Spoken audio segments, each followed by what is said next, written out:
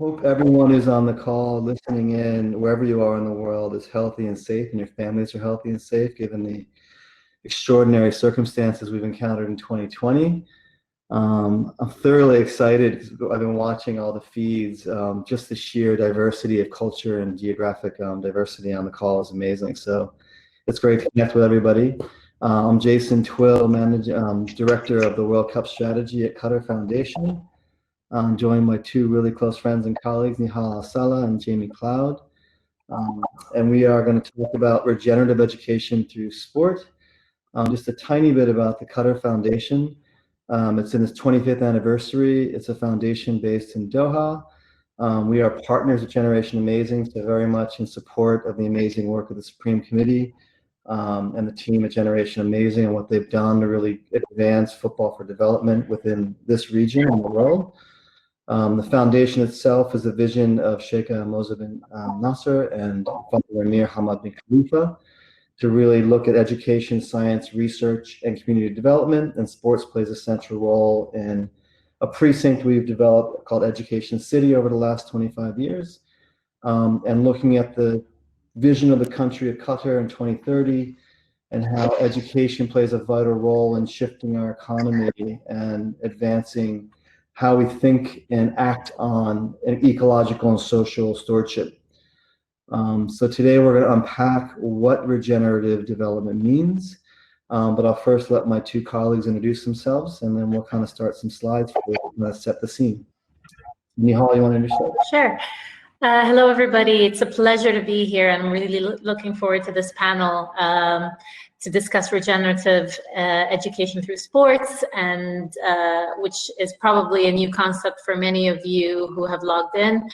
My name is Nihal Al-Salah. I'm the project manager for Sustainable Cities and Qatar Foundation for the World Cup program.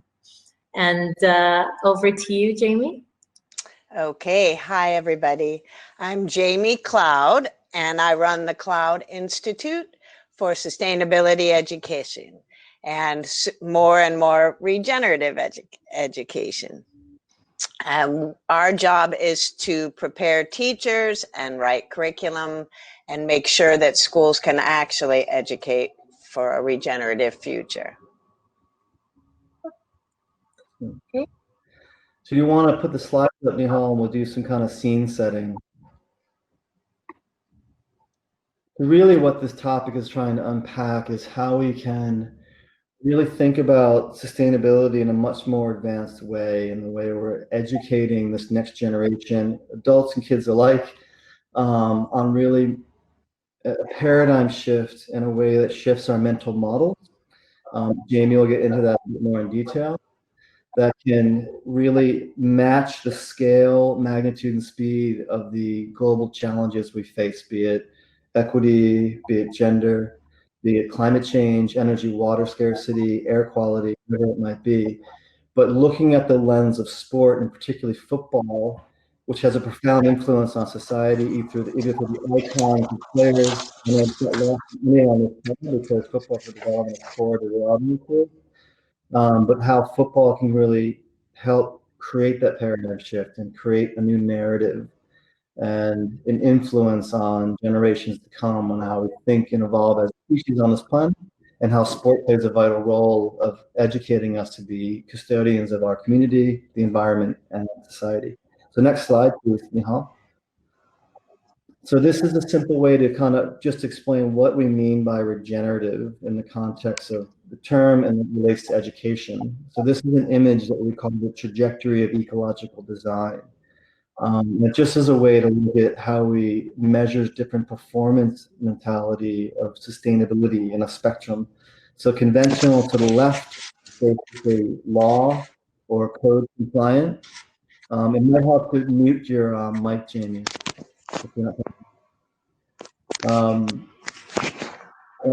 Conventional, that's basically with the law or regulations within our society. If you're making something, if you're teaching something, if you are building something. Green to the right would be something not lost on anyone in the audience. It's kind of been the green movement over the last 25, 30 years. It's really thinking about how we've shifted the way we look at product manufacturing materials that have a less impact on the environment, but it's not fully neutralized or sustainable, which that vertical access point is, where we have neutral impact or zero impact on the environment and society. And then on the other side of that vertical access point, you start to get into this term restorative. And that's not only, mitigating or reducing impact, it's actually improving or enhancing. So it might be replanting a forest, or improving air quality or water quality, or refreshing a water aquifer, or improving human health, particularly in cities, through better food systems and better, and using sport and soccer to kind of, make people more aware about being active and being healthy. Regenerative, all the way to the right, is essentially how most every other living system or living being on this planet operates in the context of nature. So it's basically creating the conditions conducive to life. So life creating life. And it's a paradigm that many people have been working on for 30 years or more to really start to shift the way we think about this topic in relation to ourselves, to the planet, to our community, and other living systems on the planet. It's not enough just to be sustainable. The next slide will explain what I mean by that. We have to be kind of on this other side of sustainable. Nihal, next slide, please. And this goes back to this notion of ecological overshoot or Earth overshoot, which a bunch of scientists, one of my favorite in history is the woman named Donella Meadows, came out with an incredible report with the Club of Rome called The Limits to Growth in the early 1970s. And it was the first time that we kind of scientifically created evidence of the way humanity was living on the planet and the way humans were consuming resources on this planet faster than the planet could restore or regenerate those same resources, meaning we were over-consuming the planet every given year. And you can see as the graph gradually moves from the 70s to today, we've increased our overshoot every year. So in 2019, Earth Overshoot Day was August 1st, meaning that humanity had hit a date in the calendar year where every day after August 1st, we were consuming a theoretical another planet's worth of resources, which we don't have. It's just a simple paradigm that my kids understand, that infinite growth on a finite planet doesn't work. Interestingly, in 2020, you'll see that blue bar, that date moved back from August 22nd, meaning because of the global pandemic, like in a fun way, say that Mother Nature sent us to our rooms this year. There's less economic activity, obviously, which is not good for a lot of people there. But we haven't moved around as much. We're not flying around as much. We're not driving as much. And that has had an impact in a positive way on the planet's ability to heal itself. So that date of Earth overshoot has moved back to August 22nd, which shows a really clear connection between human health and human economies and planetary health. So with football for development and the way that regenerative education can kind of work through the lens of football, really showing that connection point between our own performance and the performance of the planet is really critical. Next slide, please, Nihal. It uses a concept called ecological footprint as a way to measure holistically our impact as individuals, or collectively as countries, or as a species. It's in many ways called the true north measurement of sustainability. We hear a lot about carbon emission measurement or carbon measurement. Ecological footprint includes carbon. It's probably the largest part of the footprint, but it looks at food production, where our food is from as an individual, how much I eat locally, is it organic, how often I fly on holiday or travel per year. Do I drive a large SUV by myself to and from work, or do I ride my bike to work? How big my house is, what kind of energy, water, and gas resources I use in my home, how much furniture and clothing I buy a year. So it looks really holistically at our consumption patterns as an individual to measure how many hectares of land are required to support my individual way of life, or my family's, or my organization. So you can scale it to the size of a community, the size of a nation. And this is data that is used with the United Nations when they issue their Ecological Footprint of Nations report in partnership with World Wildlife Foundation. So that data is publicly available out there if you want to research it. And by all means, log on to Global Footprint Network and you can do your own footprint and give yourself an awareness of the impact on the environment. Next slide, please. What's also really important as ecological footprinting is different by nation, depending on the wealth of that nation and the consumption patterns of the people living in that nation. And this is just a really helpful way to look at how the environmental movement and the social movement are one and the same. They're inextricably linked. And the consumption that I have in this country or when I'm living in America, or I just recently moved from Australia, impacts the ability of other people in other countries and other parts of the world to consume.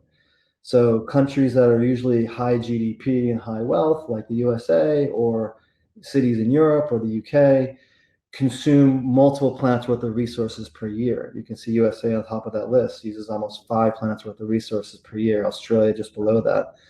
But in many ways, countries in Southeast Asia or in Africa and other parts of the world are using less than a plant's worth of resources. So it starts to show this pattern of an unequal distribution of resources in the way that certain countries consume and per capita, and how other countries don't have the ability to get those same resources. So I think it's a really powerful way of demonstrating that social movement and environmental movement are one and the same. And how football, what I love about football is it's universal and accessible to everybody. So it can reach every human on earth the way it has the hearts and minds of fans across the globe, and why it's, it makes sense that it's called the world's game. And this is something that I think gets really aligned with that. Next slide, please.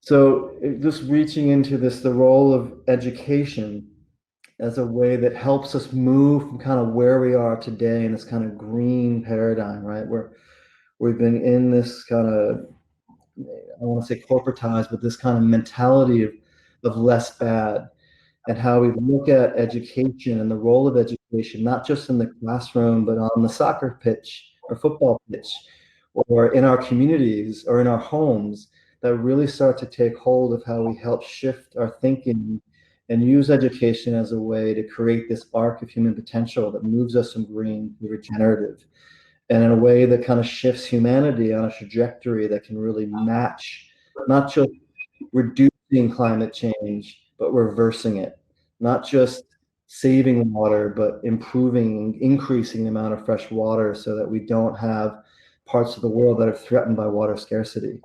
Now, there's different ways that we can think about that. Next slide. What I think is really profound, and you can hit it again, Nihal, so it'll come up with a different image. We get stuck in this association that it's climate change, and we start to kind of point fingers at the, where these issues lie. And I was like, buildings are responsible for climate change, or that nation, this. But in reality, it's up to every individual. And I like to focus on human change, not climate change, because it's up to us in the way we think, the way we act, the way we behave, the way we consume as individuals and collectively as a species that really are driving these challenges. So it's kind of shifting it back to focus on how we change ourselves. And that is kind of, in essence, the way regenerative design and regenerative thinking work. But I'm going to hand over to Jamie now, because she'll kind of start to really think about how education and the work she's been doing plays a role in shaping the mindsets of future generations. Go ahead, Jamie.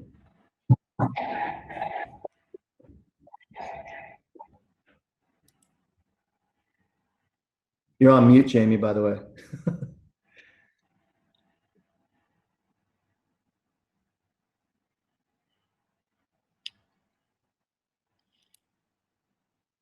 Jamie, can you hear us?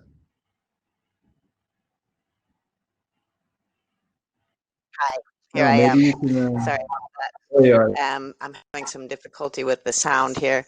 Nihal, if you could go back just one slide. There we go. Einstein once said, the significant problems we face can't be solved with the same thinking we use to create them. And that is sort of the mantra we use at the Cloud Institute. So if that's the case, what is that different way of thinking? And if every young person can begin to develop that new way of thinking over time while they're in school, after school, and forever. We think we can get there relatively soon. Okay, now you can change the slide. Thanks, Nihal.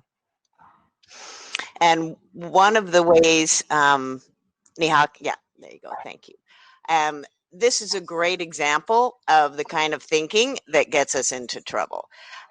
Certainly greed, certainly just maximizing gains for self, and not recognizing the interdependencies of our ability to thrive over time, and certainly what we call the bummer mental model, which is things are the way they are and there's nothing we can do about it. All of those contribute to unsustainability. But this one, this idea that some people could be well off while others not so much, it just doesn't work. As you can see, if you cut that boat in half, you don't get two boats. It's one boat, and we're all in it. And if you're in a position to be creative and figure out how to turn that ship around while the others are bailing, then everybody gets to turn the ship and get where they're going. Next slide, please, Nihal. And just another reinforcement of the sort of continuum of sustainability to regeneration. Yes, sustainability is the capability to thrive over time, which is really useful because we need the time and to unleash our potential and see what we're made of. Nihal, next slide, please. And regeneration, what I like to do, it's really useful to see the definitions of these three choices we have. Degenerative being designs that don't produce anything, require inputs, and then fall apart. And if you look around your homes or your parking lots or your office buildings, you're going to see a lot of that. Then there's generative, so it's headed in the right direction, designs that have productive capacity and exceed inputs, and then they fall apart. And what Jason was talking about is regenerative designs that have productive capacity, replace themselves, and then, of course, contribute to the reproduction of more than themselves, leaving the place better than we found it. And that is an art and a science, and it's a social contract. This slide is a wonderful, these different narratives, the hero narrative, the religious, the scientific and democratic, the economic, these are all narratives throughout history, and that's not a chronology, but they are active and they tell the stories of our lives. We're currently in the economic narrative, as you probably have noticed. We've been headed into the sustainability narrative, and the next and most robust narrative that we have so far is this idea of regeneration. And we like to say, you know, educate the world of the future into being, tell the world of the future into being, and in this context, play the world of the future into being. Next slide, please, Nihal.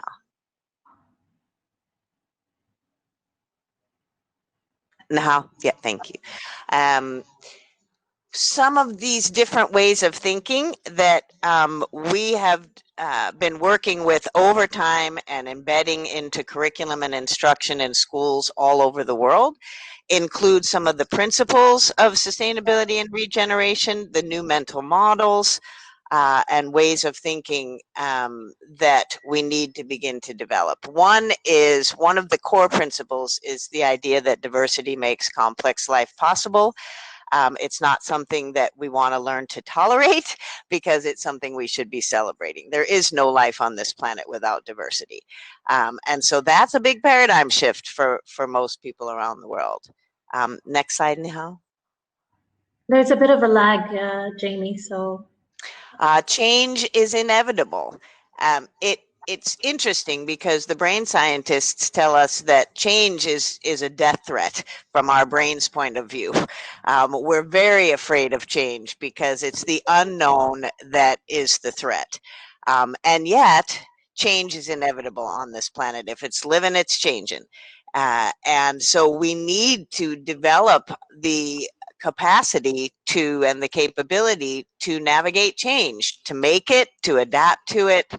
And it's important to remember that adapting to change is not the same as coping with decline. Not the same at all. Let me say that again. Adapting to change is not the same as coping with decline. Coping with decline is never a good idea. Next slide, Nihal. And the next slide that I have is just one that is useful to remember always, every day. That we are all responsible for the difference we make, because everything we do and everything we don't do makes a difference.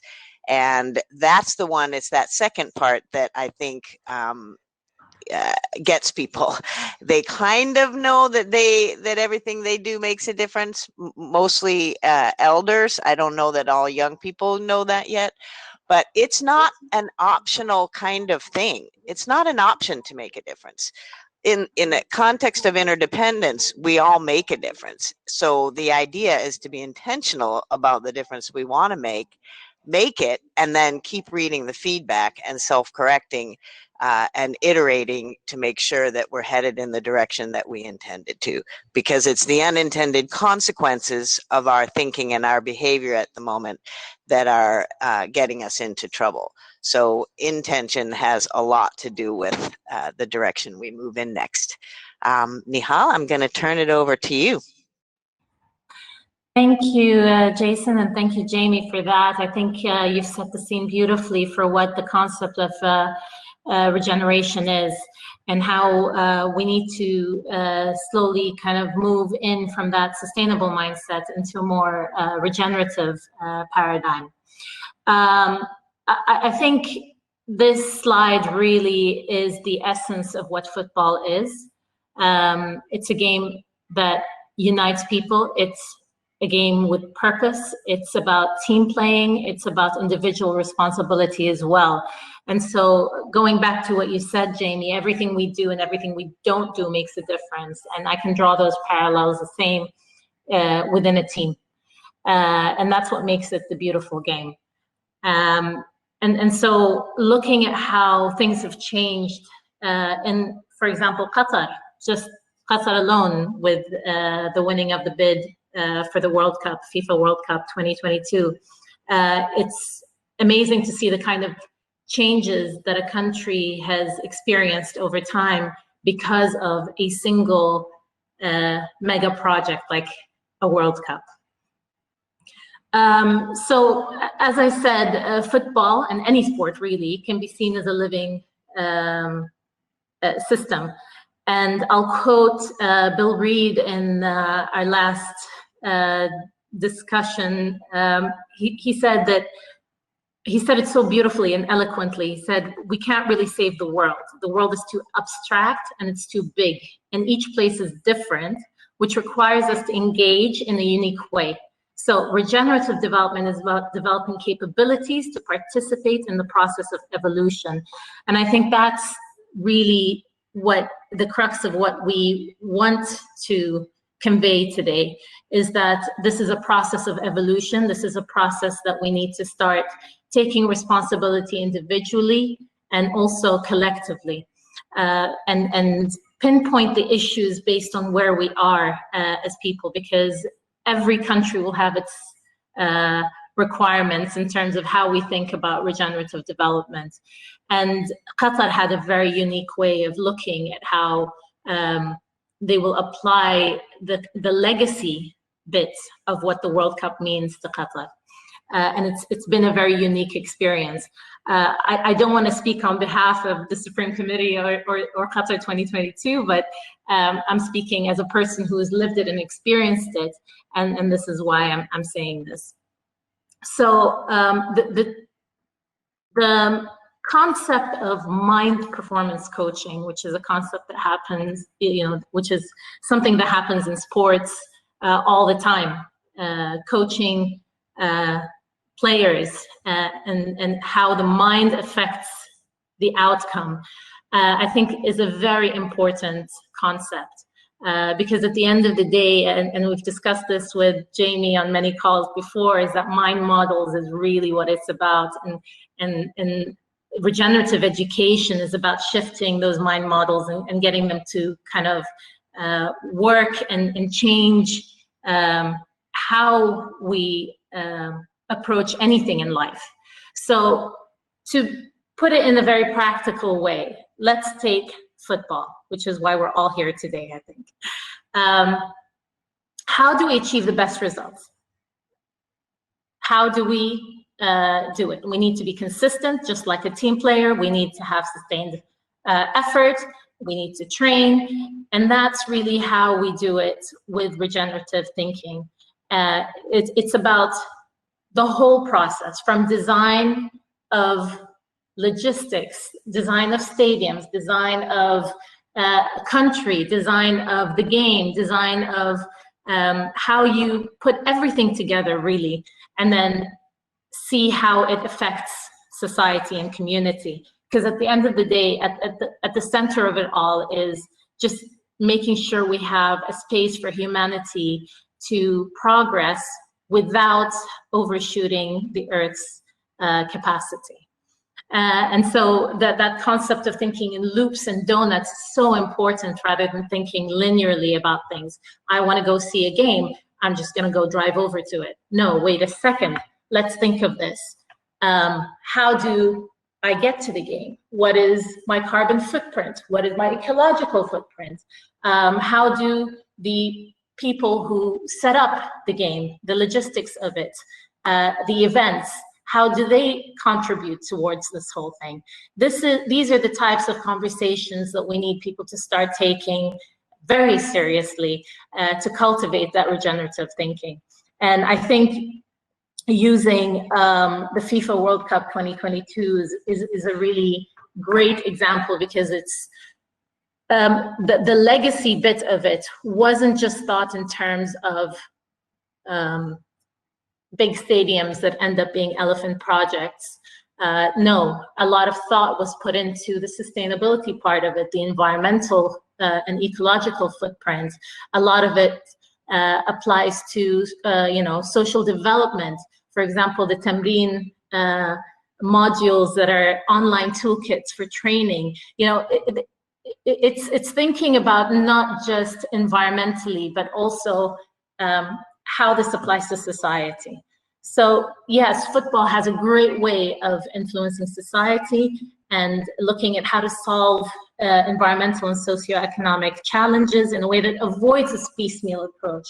And the diagram that you see in front of you is from the Ellen MacArthur Foundation, and I love it so much because it really puts into our minds how everything is in a loop and everything affects everything, and it's quite the mind map, and human development is really at the center of it. Just for the sake of giving additional examples, stadium design, building and managing a sports facility and operating an event uses energy, and it can contribute to air pollution, greenhouse emissions, waste generation. How do we think of it in a way that is not just linear, saying, oh, we reduced our carbon footprint by X amount? No, think of it as, a lot more deeper than that. Okay, we reduced the carbon footprint, but how else has the stadium design affected society, the economics of the area? Will this stadium really contribute to the betterment of the community?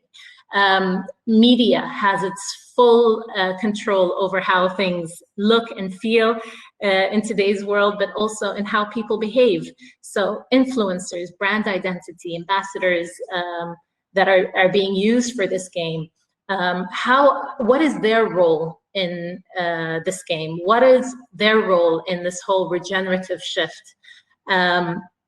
Another example would be, arts and culture. We've seen quite a shift in a country like Qatar, for example, in terms of arts and culture.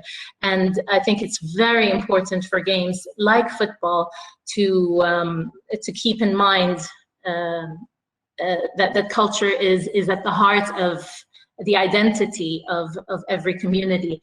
And so when the game comes to a country, football and all sports need to look at regenerative development's roots in this indigenous culture.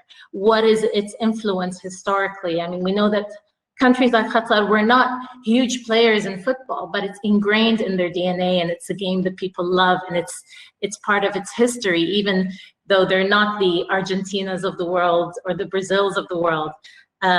So, you know, what I'm trying to say today is that as a game, as the beautiful game, we can do so much more than just look at that linear relationship between the game and the outcome, but really look at it in a holistic way. And I think the Qatar 2022 has done a beautiful job of trying to connect the dots in that way. Thank you. Thanks, Nihal. And yeah, there we go. We'll take the shared screen off now. And I think we do have some questions. If anyone in the has been thinking about some of the topics and ideas we've been sharing, if you have a question, please by all means post them in the session chat channel. I do have a couple questions I've received from our friend Alexandra Shalat, who's been getting individual questions. One from a cool young leader out there working in football for development. How do you see these concepts and theories coming to life practically in a football for development program?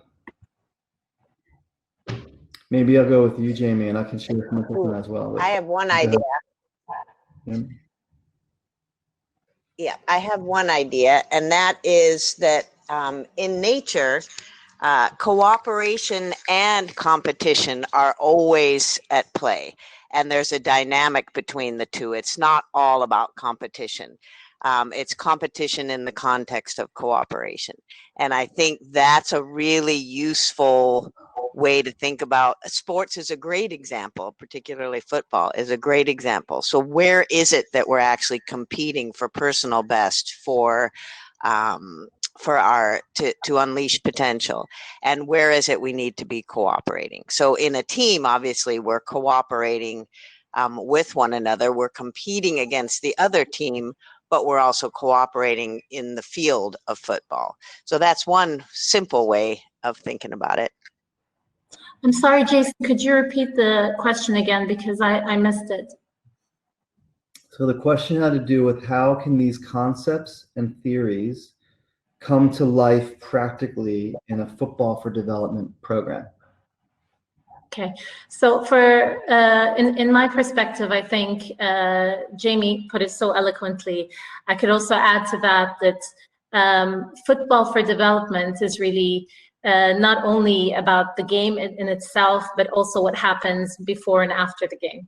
So how does this game contribute towards the betterment of society? So if we look at, for example, crime, in an area that has a lot of crime, how do you provide a distraction to the youth and to the people of the community to get engaged in a game that works on something towards betterment and team playing, and teaches them the concepts of working together as a community rather than idle time and going into a path that is not ideal. So that's just a small example of what it is. And I think through that, I think the youth involved in development programs could end up always picking up tips and tricks and get educated along the way in a way that kind of sets their path towards something that is a lot more beneficial for the community. Mm-hmm. I'll add something. So there's another question as well that came through. Have you seen players, footballers, become more interested and aware of environment recently? And I think I'll just chime in and try and answer both of these questions in context of an organization I started about 10 years ago called the Green Sports Alliance. So it's an organization, it's nonprofit, that's been working internationally for 10 years, looking directly at the confluence of sport and ecological stewardship. and social stewardship, because I mentioned they're one and the same.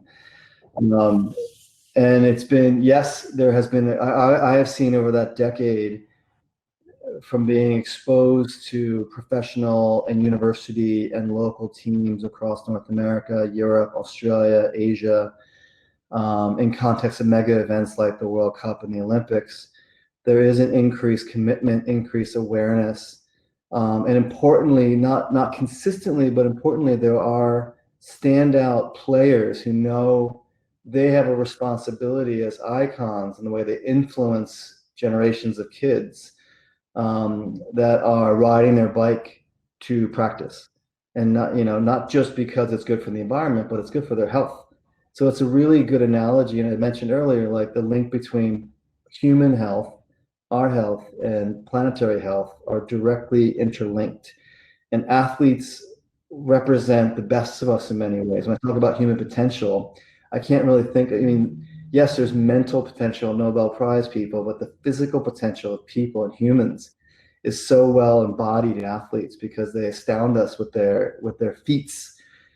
Be it soccer. I mean, my kids are glued to watching their favorite players, and so excited that you can feel the fervor and the impact of soccer right now in Qatar, knowing they're hosting this historic event.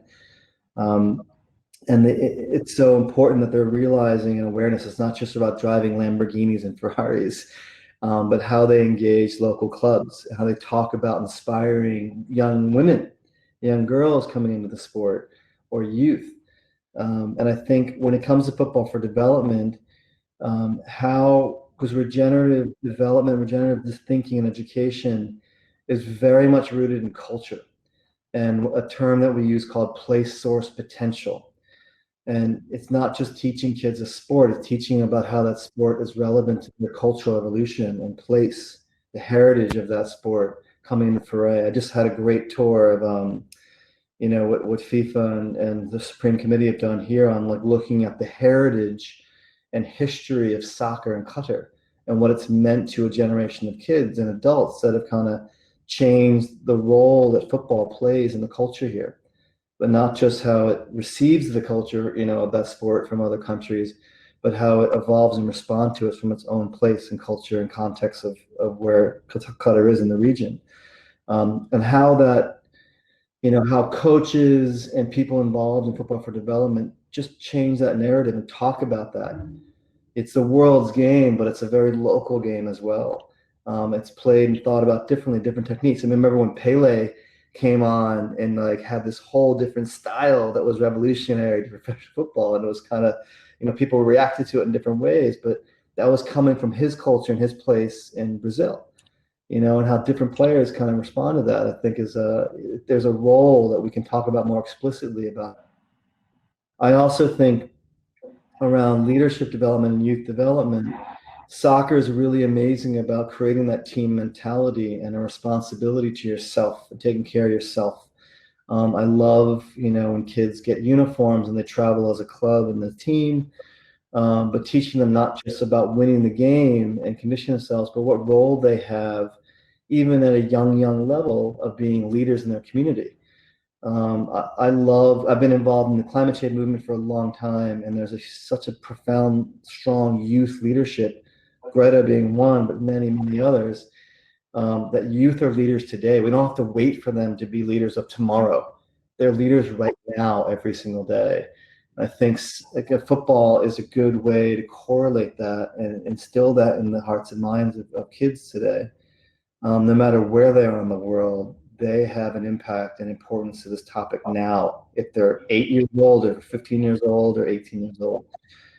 So I think it's a really important thing to talk about. Yeah.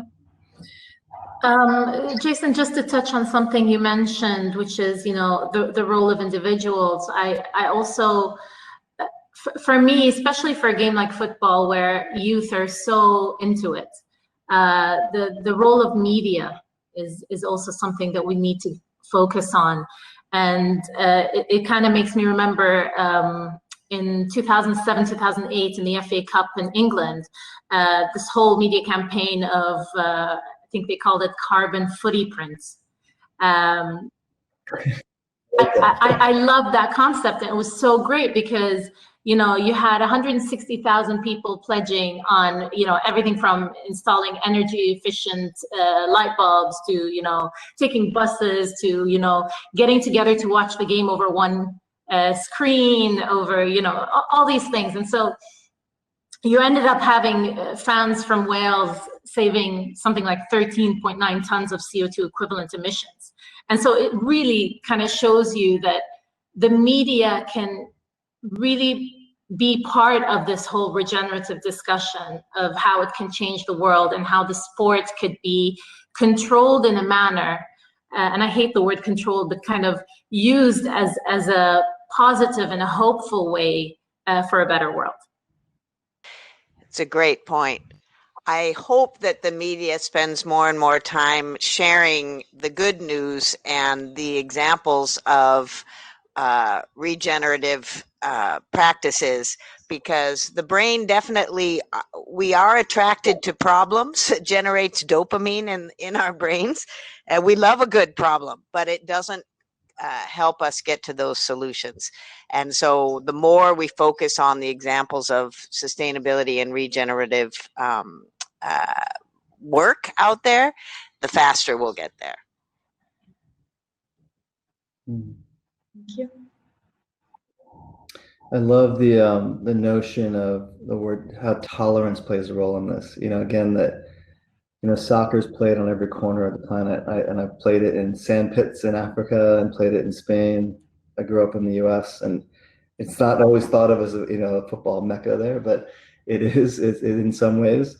But playing and learning from other cultures, I think, you know, especially around football for development side, it develops a level of tolerance for humanity, the level of tolerance for other cultures. A way that we can, you know, look at this reciprocity of sharing culture and knowledge through the lens of a sport that can reach every corner of the earth, I think is a really profound one. And everyone comes to this place from their own perspective of this regenerative and this, you know, what role they play in their own life and how they have a touch point to it. But it's I think it's really, there's no other, every industry meets on a football pitch, right? And it's exciting, and just how do we capture that same excitement for the game in a way that carries through in our own daily lives and decision making in our community, that it becomes a new normal. You know, we've looked at the way, you know, the stadiums are designed, football pitch design being water, you know, the signage, and talks about water conservation, getting plastics out of the venues in different areas. You know, how that creates a whole new social norm for kids. So it's a bit what they expect as they become adults, that we're getting to and from football pitches in electric cars or bicycles or walking, because we've designed our communities more walkability. But also associating that, you know, if we're going to be athletes, it's important that our air is clean, our water is clean, it's available to us, and we're not using it frivolously. All those elements are interconnected to our ability to perform. Probably the worst getting hit right now is hockey, which you can identify why if we're on a warming planet, but it's going to impact the future ability to play sport. Nike has a global mission to zero impact on this topic, because, you know, sport on a warming planet is at risk. You know, and soccer and football have a role to play at how we, you know, deal with that in the community and in the professional realm, of helping address that topic quickly to preserve our rights and our ability and our opportunity to play this game anywhere in the world. Agreed. Thank you, Jason. I think it's actually, we've run over time for today, but that's what happens when you're having a good time. But yeah, just on a final note, to add to what you said, Jason, I think a lot falls back on design and putting flexibility into designing everything we do to kind of be able to accommodate the changing world today and accommodate all the challenges that are coming up today. And as Jamie said, not to be reactive, because at the point of being reactive, we know we've done something wrong up front. And we need to start looking at the source of issues and the source of how we approach our world today, which is really what regenerative education is about. I want to thank everybody for joining us today.